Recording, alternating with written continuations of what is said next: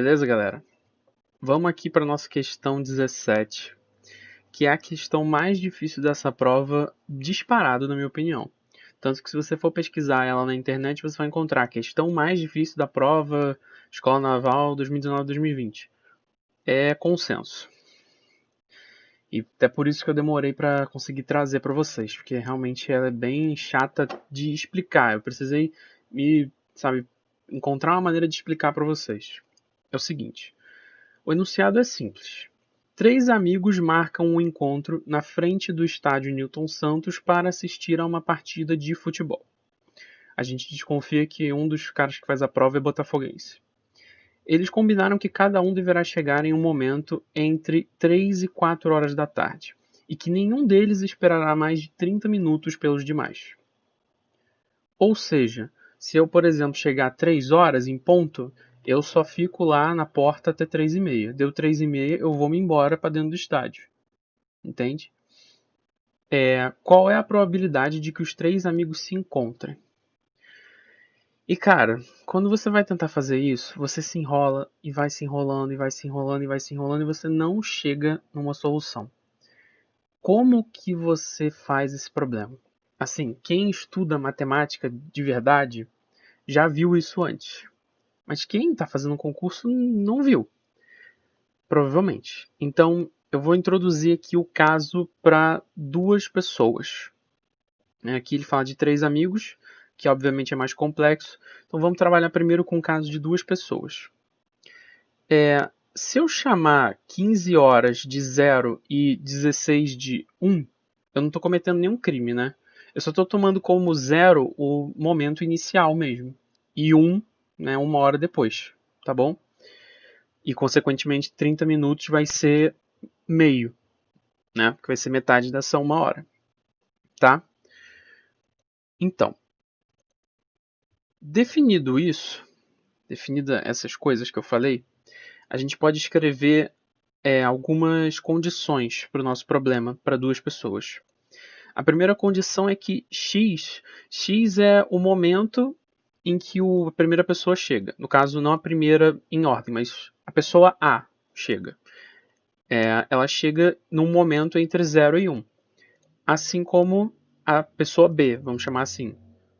Então, x está entre 0 e 1 e y está entre 0 e 1. Tá bem?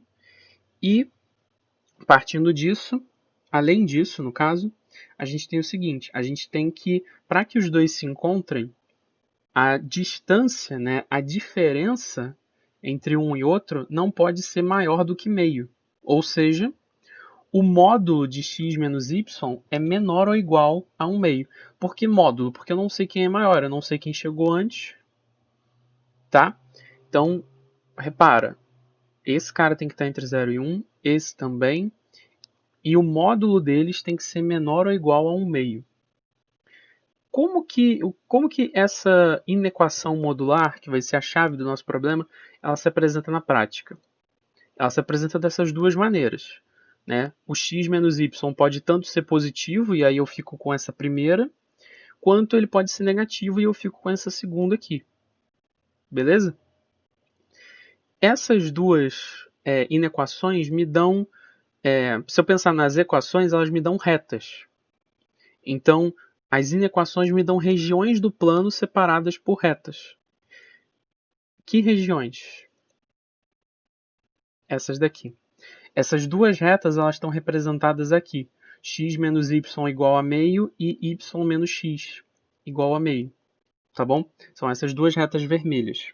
E esse quadrado aqui que vai de 0 até 1 aqui e de 0 até 1 aqui é justamente o quadrado das possibilidades de x e y. E repara só, esse cara que está delimitado pelas duas retas vermelhas e por esse pedaço verde aqui e por esse pedaço preto, é exatamente o pedaço que eu quero.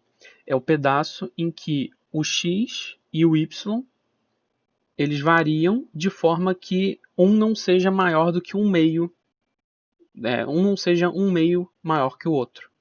Por exemplo, se o x é 0 aqui, o y só pode ser no máximo meio. Se o x é meio, aí tudo bem, o y pode ser até 1, sem problema. Se o x for 1, o y só pode ser, né, entre meio e 1. Tá bom? Então, essa região aqui é a região que me dá o que eu quero de fato.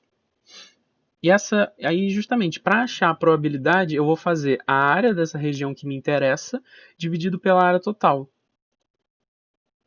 E como a área da região total é um quadrado de lado 1, eu só vou fazer a área que me interessa de fato. Porque eu fazendo essa área, eu já vou estar obtendo a probabilidade. Então, essa área são 2 quadrados de lado meio e 2 trianglinhos de lado meio também. Triângulos retângulos de lado meio. Então, a área de cada quadrado é 1 meio ao quadrado e a área de cada triângulo é 1 meio ao quadrado sobre 2. Então, a minha probabilidade, se eu fizer essa conta, dá 3 quartos. A chance de que os dois amigos se encontrem é de 3 quartos. Uma chance alta. Tá? E eu quero que vocês reparem o seguinte, porque isso vai ser muito importante para a nossa extensão. Repara nesses 2 quadrados aqui. O que esses quadrados te dão de bom? Repara que se os 2 caras chegarem juntos na primeira meia hora, eles claramente vão se encontrar. Se eles chegarem os 2 na segunda meia hora, eles também claramente se encontram. O meu problema é quando um chega na primeira meia hora e o outro chega na segunda meia hora. É aí que eu tenho que analisar, percebe? Então, essa divisão em meia horas ela é bem útil. Porque, repara, esse quadrado aqui, você pode enxergar que ele está sendo arrastado aqui ao longo dessas duas retas vermelhas, como se fossem eixos, de forma que um quadrado cinza se translada até se sobrepor ao outro. Isso vai ser muito importante, porque essa translação é que forma a nossa região que é útil para a gente, de certa forma. E uma outra coisa importante também, pensa de novo nesse quadrado. Ele tem 4 vértices. Esse cara, esse vértice 0, 0, ele foi para cá, nessa translação que eu falei. Esse vértice aqui, o meio, meio, ele veio para cá, ele veio para o 1, 1, certo? Esse vértice aqui veio para cá e esse vértice aqui veio para cá.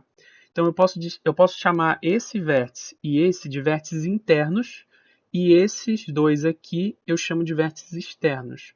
Por que isso? Que esse daqui e esse daqui não estão na região limítrofe da minha região aqui, da minha superfície. Esses 2 pontos estão. E esses 2 pontos é que eu posso enxergar dessa maneira que cada um desses pontos que gera esse triângulo aqui, percebe? Esse ponto gera esse triângulo e esse ponto gera esse triângulo. Essa noção vai ser importante também, tá? Lembrando, a questão é a mais difícil da prova. Não se sinta mal. Essa questão é muito difícil, tá? Mas agora, partindo de cabeça para o que a gente quer, eu juro que eu me esforcei para fazer o melhor desenho possível. E, justamente, como a gente está pensando em 3 amigos agora, faz sentido a gente pensar em 3 dimensões. Então, faz sentido a gente pensar num cubo. Então, esse cubo vermelho seria o cubo da primeira meia hora. E esse segundo cubo vermelho seria o cubo da segunda meia hora. Tipo, se os 3 caras chegarem nessa primeira meia hora, tô bem. Se eles chegarem na segunda meia hora, os 3, eu também tô bem. O que eu tenho que verificar é como que é a translação desse cubo. Entenderam?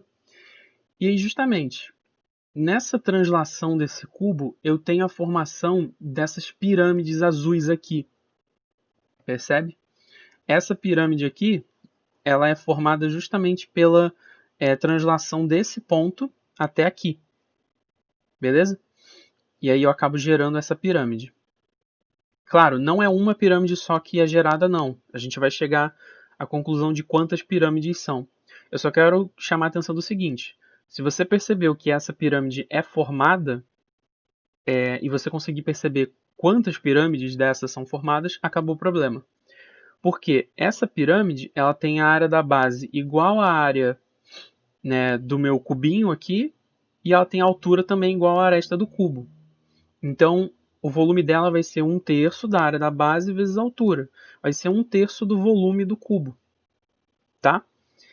E aí, lembra da definição que eu dei para vocês de ponto interno, de vértice interno e vértice externo? Então, é a analogia que a gente vai fazer aqui. Lá, em 2 dimensões, eu tinha 2 vértices internos e 2 vértices externos. Cada vértice externo me gerava um triângulo. Aqui, eu tenho 8 vértices no meu cubo. Esse daqui, mais de baixo, e esse daqui, diagonalmente oposto a esse, são vértices internos. Esse cara translada para cá e esse cara translada para cá. Tá bom? Então, são 2 vértices internos e os outros todos são vértices externos. Esses dois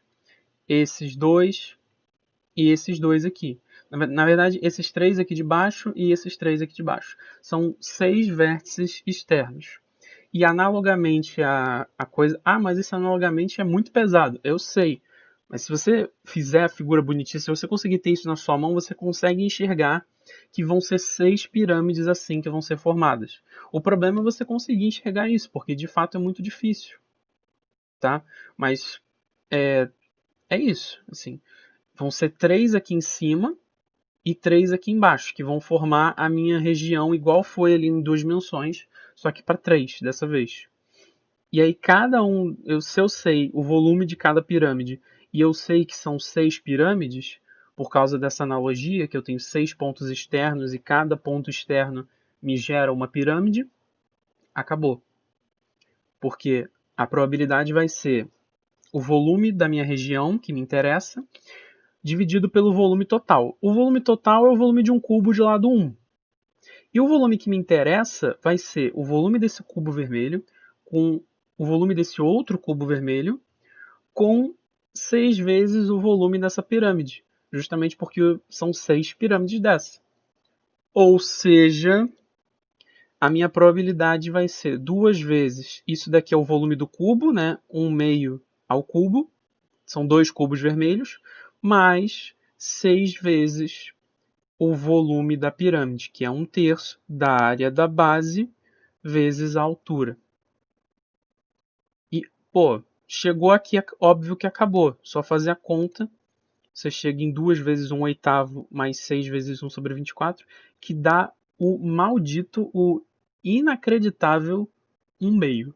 Esse problema bizarríssimo para dar 50% de chance. É ou não é de dar raiva? Porque com certeza alguém chutou 1/2 e acertou e você fez esse trabalho todo para errar alguma coisa no meio. Para não ver que são 6 pirâmides, sei lá, achar que são 4. Sabe? Então, assim, esse é um problema que definitivamente vocês têm que matutar antes de entender ele completamente. Ele não é nada simples. Pelo contrário. Então, até você enxergar que vão ser 6 pirâmides dessa, dá trabalho. Até você visualizar essa resolução, pô, eu sendo sincero, eu só visualizei porque eu fui pesquisar, fui correr atrás e vi essa solução assim. É muito difícil de enxergar isso na hora. Imagina na hora da prova você fazer isso. Não vai. Eu fico até meio chateado porque é meio chato para mim vir aqui falar uma coisa que eu sei que provavelmente a maioria de vocês não iria fazer na prova se caísse até de novo essa questão. Mas eu tenho esperança. Então, peço que vocês olhem com muita calma, muito carinho para essa questão, porque ela é resolvível. Da letra C, é resolvível, não está no lado, não está nada. Vocês só precisam pensar muito, refletir muito e aceitar algumas coisas também. Mas é isso, eu espero que eu tenha ajudado de alguma forma e vamos para a próxima aí.